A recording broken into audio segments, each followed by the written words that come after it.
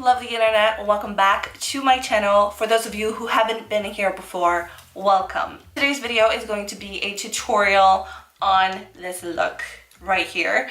Now there is a little thing about this look.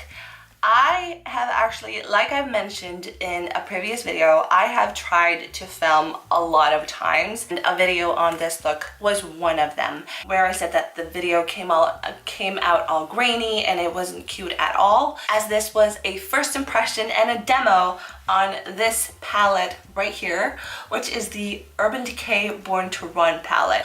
So I didn't want to post that video, but I was sort of pleased with the look in that. So I thought, well, you can recreate it, you know? That's what I've done. Of course, this is not the same look that I have in that video.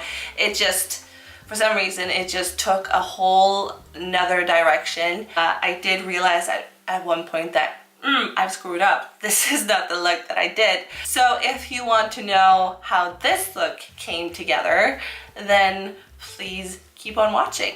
And until next time, bye. So unless you are blind, you can probably tell that I have already done my face, and I'm just gonna jump straight into the Born to Run palette by Urban Decay. And I'm starting things off with this shade called Breakaway. This is a beautiful base shade that I focus on the inner corner and spread it out. The next shade I'm taking is this transition shade called Weekender, and I just want you to look at this pigmentation of this. Look at that. Is that gorgeous or what? Well, I'm placing that in my crease because this is going to be my transition shade. So I'm blending and blending and blending some more in the crease.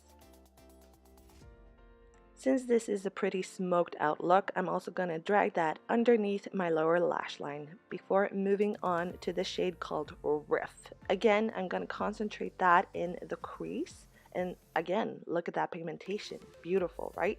I'm also dragging this closer to my lash line and just blending out in the outer corner. Then I'm going on to this Good As Gone shade, which is a beautiful brown shade with a little bit of shimmer to it, which I wasn't aware of the first time I used it, but I used it anyways in that outer corner just to create that extra dimension and smoke it out even more. So next I'm taking this shade called Punk because I love my brown tones, and this is also the point in the look where I realized that, damn, this is not the exact look that I did. But I just went with it and I placed this Punk in the outer corner and again blended out.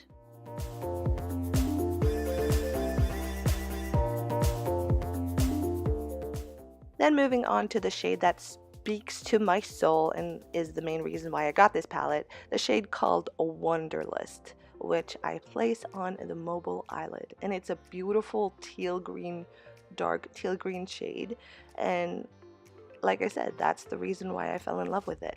And since this look took a whole other direction, I'm taking this shade called Big Sky and place that in my inner corner for an extra oomph.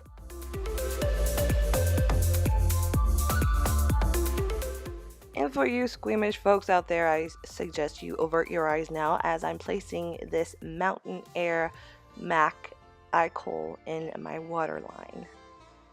Then I'm also going in with a little bit of extra Punk on the outer corner of my eye just to complete this look and tie it together. I also add a little bit of Makeupgeek's Shimashimma to the inner corner of my eye before I go off camera and do the rest of my eyes, and that completes the look.